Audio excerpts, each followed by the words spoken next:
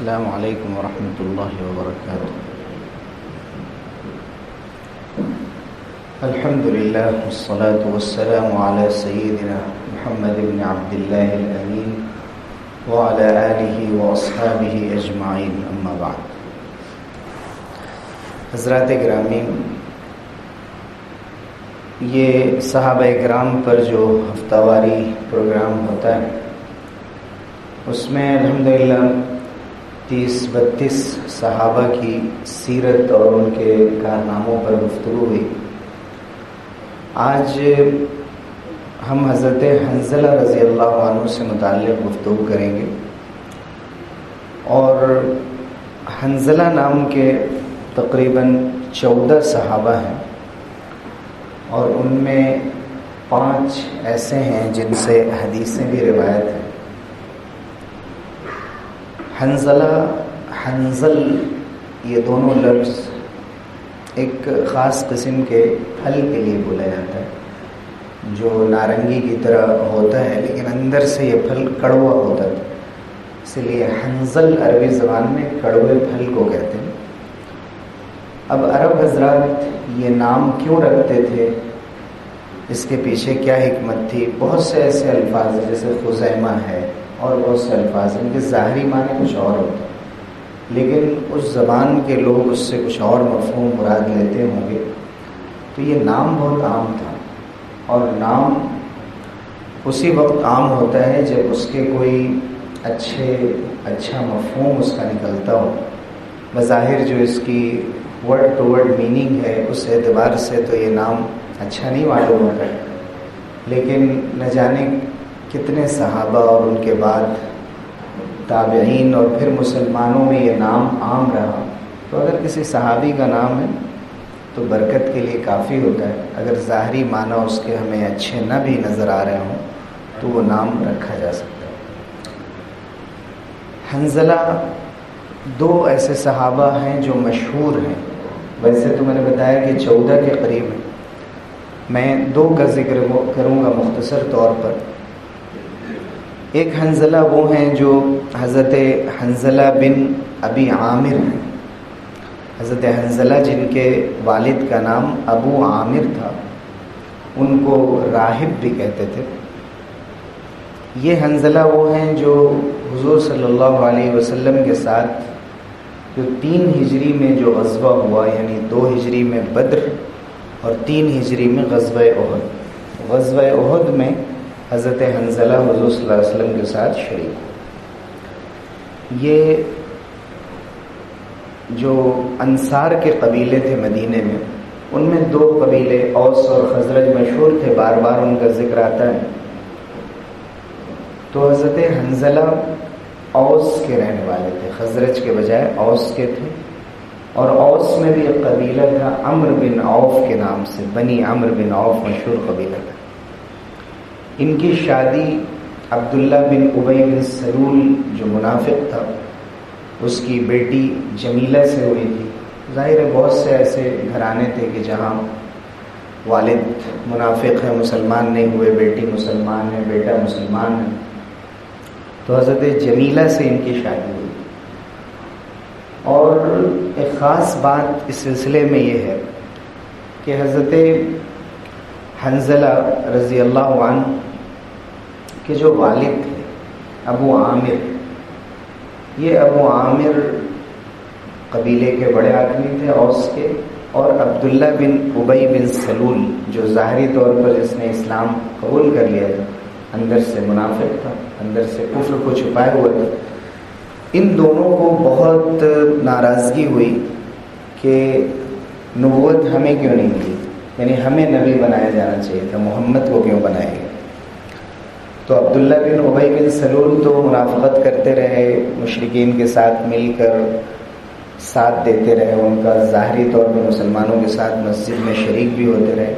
لیکن حضرت حنظلہ کے جو والد تھے ابو عامر، یہ تو اس قدر حسد کے مارے پریشان ہو گئے کہ یہ مدینے میں رک ہی نہیں سکے، تھے مدینے کے،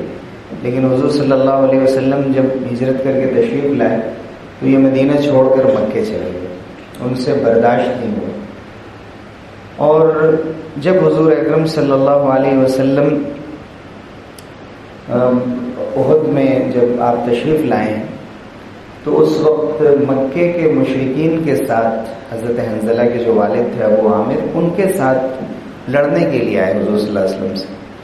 اور اوس کے قبیلے والوں سے سب کو خطاب کر کے کہا یا معشر الاوس انا ابو عامر، یاد دلایا کہ میں ابو عامر ہوں، تمہارے قبیلے کا ہوں۔ تو اوس کے لوگوں نے کہا کہ مسلمان نہیں ہو تو تمہاری کیا حیثیت، اور تم کوئی بھی ہو۔ انہوں نے ان کے لیے بد دعا دی، لا انعم اللہ علیک عینا یا فاسق، اے فاسق اللہ تعالیٰ تمہیں کوئی سکون نہ دے۔ حضور صلی اللہ علیہ وسلم نے حضرت حنظلہ کے والد کو فاسق کا نام دیا، چونکہ حضور جب مدینہ آئے تو یہ مکے چلے گئے، اور جب مکہ فتح کرنے کے لیے سن 8 ہجری میں حضور صلی اللہ علیہ وسلم مدینہ سے گئے تو اس وقت بھی ابو عامر کے اندر اتنا حسد تھا کہ وہ حضور صلی اللہ علیہ وسلم کو دیکھنا بھی نہیں چاہتے۔ کتنی بڑی محرومی کی بات ہے کہ وہ وہاں سے چلے گئے شام میں جو ہرقل کی حکومت تھی ان کے ساتھ جا ملے، وہیں کفر کی حالت میں ان کا انتقال ہوا۔ اللہ تعالیٰ ایسے انجام سے کسی کو بچائے کہ نبوت اس کے گھر پہ چلی آ رہی اور وہ شخص بھاگا چلا جا رہا۔ لیکن دوسری طرف دیکھیے کہ ان کے بیٹے کے لیے اللہ نے کیسے قسمت لی کہ احد کے غزوے میں شریک ہیں، اور احد کے غزوے میں انہوں نے بڑے کارنامے بھی انجام دیے۔ انہوں نے بدر میں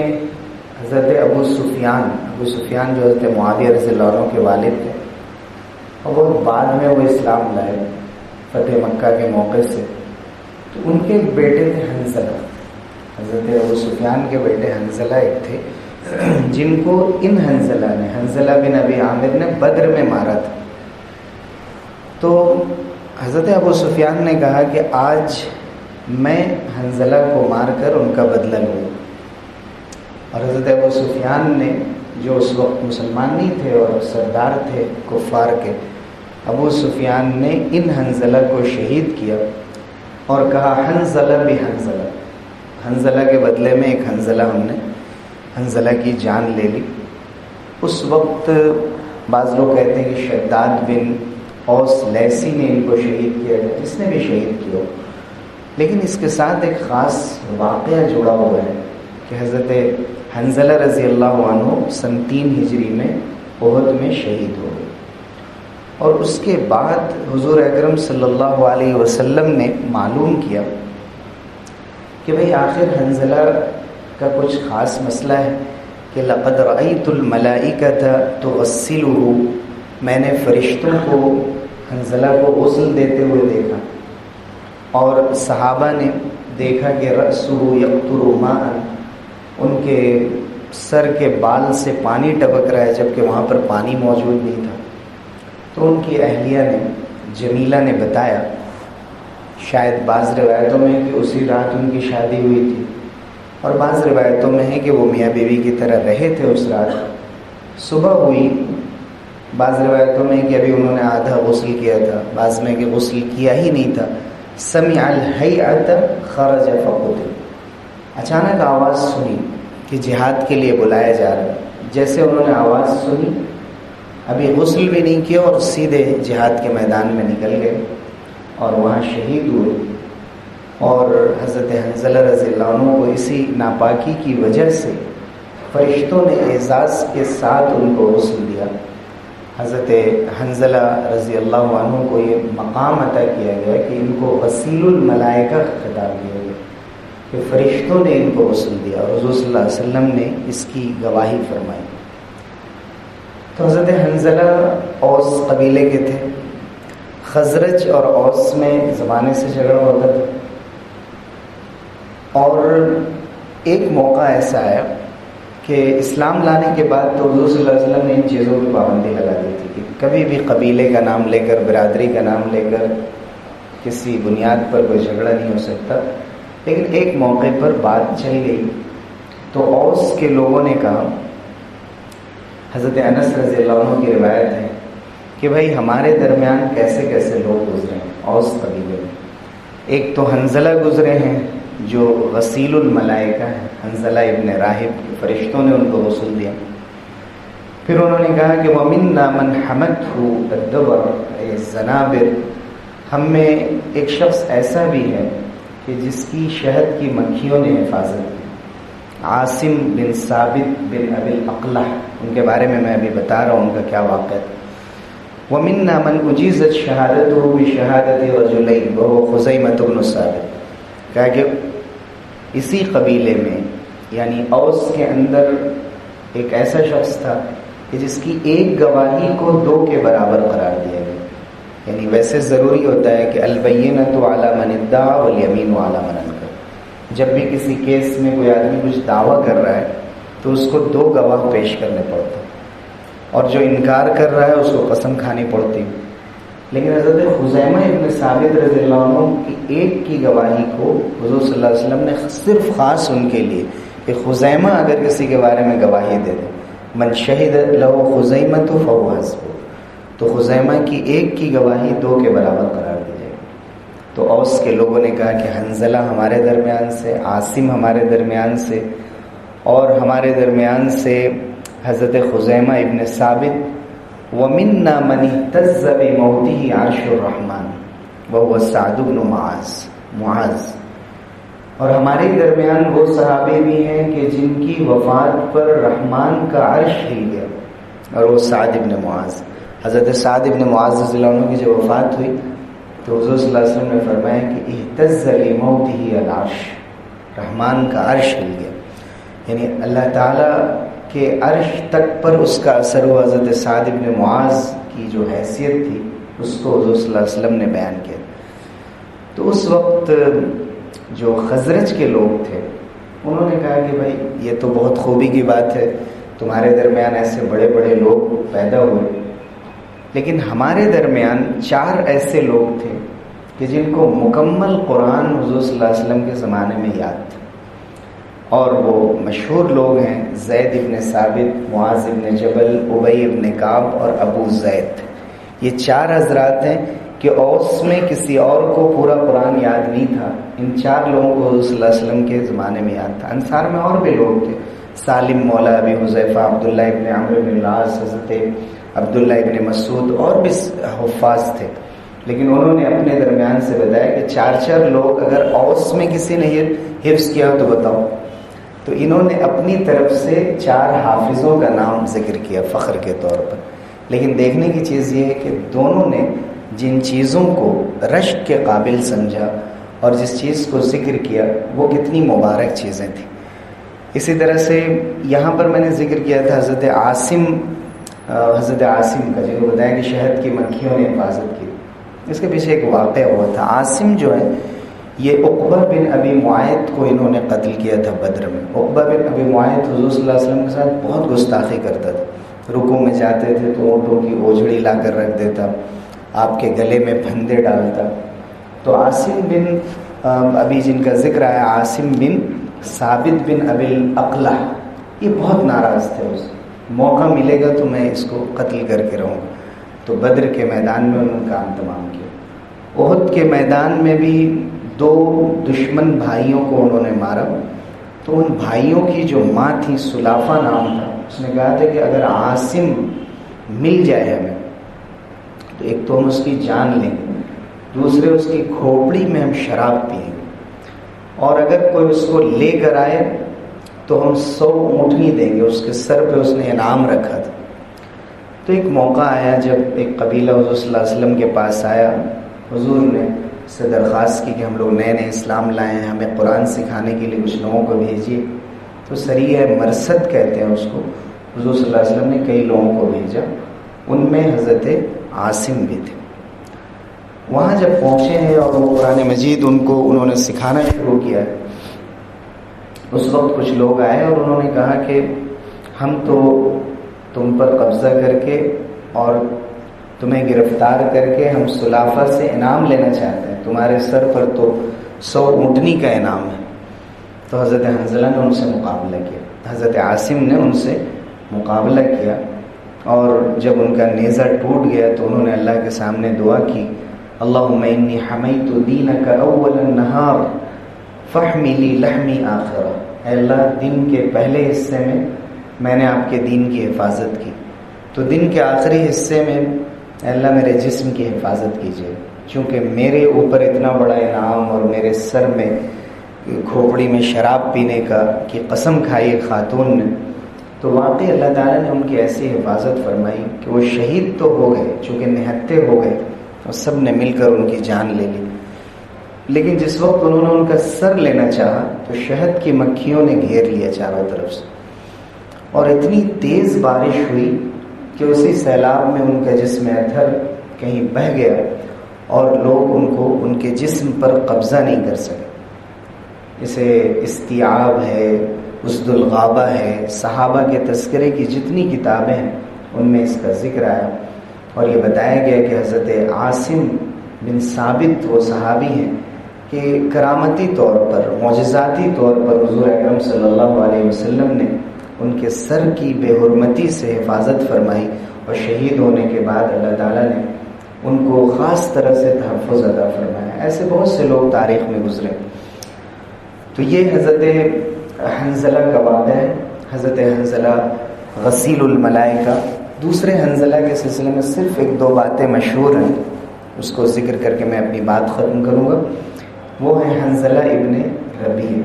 یا حنظلہ بن ربیعہ، دونوں طرح سے ذکر کیا گیا۔ وہ حنظلہ بن ابو عامر تھے۔ یہ وہ حنظلہ ہیں جو تمیم کے قبیلے سے تھے، اسیدی تھے، سیفی تھے۔ اقسم بن سیفی نام کے ایک بہت بڑے رائٹر گزرے تھے حضور صلی اللہ علیہ وسلم کی آمد سے پہلے،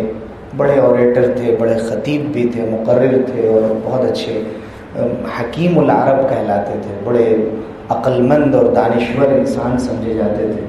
حضور صلی اللہ علیہ وسلم کا زمانہ بھی انہوں نے پایا، اور لوگوں کو نصیحت بھی کرتے تھے کہ حضور کے پاس جاؤ، ایمان لاؤ، لیکن وہ خود ایمان نہیں لا سکے، اور کہتے ہیں کہ حضور کو جب پایا تھا تو تقریباً 190 سال کے قریب ان کی عمر تھی، لمبی عمر پائی تھی۔ اقسم بن سیفی کے یہ بھتیجے تھے، حضرت حنظلہ بن ربیع یا بن ربیعہ۔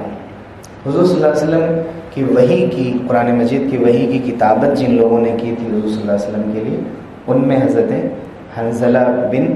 ربیع بھی تھے۔ یہ دوسرے حنظلہ ہیں جن کے قادسیہ میں بھی شریک ہوئے ہیں، حضرت عمر رضی اللہ عنہ کے زمانے میں بھی تھے، حضرت معاویہ رضی اللہ عنہ کے زمانے میں ان کا انتقال ہوا، یہ شہید نہیں ہوئے تھے، گویا کہ سن 41 ہجری اور سن 60 ہجری کے بیچ میں ان کا انتقال ہوا۔ ان کے تعلق سے ایک واقعہ آپ نے سنا ہوگا، بہت مشہور ہے اور صحیح مسلم کی روایت میں اور حدیث کی بہت سی کتابوں میں ہے، کہ یہ حضور اکرم صلی اللہ علیہ وسلم کی مجلس میں حاضر ہوتے تھے۔ ایک دن وہاں سے نکلے اور حضرت ابوبکر صدیق رضی اللہ عنہ سے ملاقات ہوئی، تو حضرت ابوبکر نے پوچھا کیف انت یا حنظلہ، حنظلہ کیسے ہو، خیریت سے ہو؟ تو انہوں نے کہا نافق حنظلہ، حنظلہ تو منافق ہو گیا۔ تو ان کو بڑا تعجب ہوا، انہوں نے کہا سبحان اللہ ما تقول، تم کیا کہہ رہے ہو؟ تو حضرت حنظلہ نے کہا کہ ہم حضور صلی اللہ علیہ وسلم کے پاس جب ہوتے ہیں تو ایسا لگتا ہے کہ جب آپ جنت اور جہنم کی یاد دلاتے ہیں کأنَّ رأی عین، لگتا ہے ہم اپنی نگاہوں سے جنت اور جہنم کو دیکھ رہے ہیں۔ جب حضور صلی اللہ علیہ وسلم کی مجلس سے نکل کر باہر آتے ہیں، عافسن الازواج والاولاد والضیعات، بال بچوں کے ساتھ لگتے ہیں، کاروبار میں لگتے ہیں، بہت سی چیزیں بھول جاتے ہیں۔ اور حضرت ابوبکر صدیق رضی اللہ عنہ نے فوراً فرمایا کہ ایسا تو ہمارے ساتھ بھی ہوتا ہے، چلو حضور صلی اللہ علیہ وسلم سے پوچھتے ہیں۔ تو کہتے ہیں ہم اور حضرت ابوبکر صدیق رضی اللہ عنہ ہم دونوں حضور صلی اللہ علیہ وسلم کے پاس گئے اور حضور صلی اللہ علیہ وسلم سے ذکر کیا کہ آپ کی مجلس میں تو ہماری ایمان کی کیفیت اتنی بڑھی ہوئی رہتی ہے، لگتا ہے ہم جنت جہنم کو دیکھ رہے ہیں، اور مجلس کے باہر جب گھر میں جاتے ہیں تو ایسا لگتا ہے سب کچھ بھول گئے۔ تو یہ منافق تو نہیں ہو گئے ہم کہ آپ کی مجلس میں دل کچھ اور ہے اور باہر کچھ اور ہے، جیسے کہ منافق بظاہر مسلمان تھے اور اندر سے کفر کو چھپائے رہتے تھے۔ تو اتنا خوف تھا اپنے ایمان کے بارے میں، اس لیے حضور صلی اللہ علیہ وسلم سے انہوں نے پوچھا، تو حضور صلی اللہ علیہ وسلم نے ان کو اعتدال کا سبق سکھایا کہ دیکھو ضروری نہیں ہے کہ ایمان کی کیفیت ہمیشہ ایک ہی طرح سے رہے، ایمان کی کیفیت گھٹتی بڑھتی رہتی ہے۔ اصل چیز ہے کہ ہر حال میں اللہ کو یاد رکھو، لیکن اگر ہر وقت ایسا محسوس کرو گے کہ تم جنت اور جہنم کو دیکھ رہے ہو خوف اور ڈر کا غلبہ ہے تو پھر تم زندگی نہیں گزار سکتے. تم نہ بات کر سکتے ہو، نہ بچوں کے ساتھ رہ سکتے ہو، نہ بازار جا سکتے ہو. تو حضور نے فرمایا والذی نفسی بیدی، اس ذات کی قسم جس کے قبضے میں میری جان ہے، لو تدومون علی ما تکونون عندی وفی الذکر، جیسے میرے پاس ہوتے ہو اگر ہمیشہ ایسے ہی رہو اور ہمیشہ تم ذکر کی حالت میں رہو، لصافحتکم الملائکۃ علی فرشکم، تب تو فرشتے تمہارے بستر پر آ کر تم سے مصافحہ کریں. وفی طرقکم، تمہارے راستوں پر مصافحہ کریں. ولیکن یا حنظلہ ساعۃ وساعۃ ثلاث مرات، لیکن حنظلہ کبھی یہ کیفیت ہوگی کبھی یہ کیفیت ہوگی. کیفیتوں میں فرق آ سکتا ہے، لیکن اللہ تعالیٰ کو یاد رکھنا. کبھی بھی یہ نہ ہو کہ اتنا غلبہ ہو کہ تم اللہ کو بھول جاؤ، اتنا زیادہ دنیا میں لگ جاؤ، یا اتنا زیادہ غرق ہو جاؤ عبادتوں میں کہ اپنے گھر والوں کو بھول جاؤ اور دنیا میں جو تمہارا حصہ ہے اسے بھول جاؤ. تو اسلام نے جو اعتدال کا سبق سکھایا اس کو حضور اکرم صلی اللہ علیہ وسلم نے بتایا. تو یہ تھے حنظلہ بن ابی عامر اور حنظلہ بن ربیعہ، جو دو مشہور حنظلہ ہیں. اس کے علاوہ اور بھی بہت سے حنظلہ نام کے صحابہ ہیں ان کا ہم نے ذکر کیا. اللہ تعالی ہم سب لوگوں کو ان صحابہ کی زندگی سے روشنی حاصل کرنے اور اپنی زندگی کو بہتر سے بہتر حضور صلی اللہ علیہ وسلم کی اطاعت کے مطابق گزارنے کی توفیق دے. آمین. وآخر دعوانا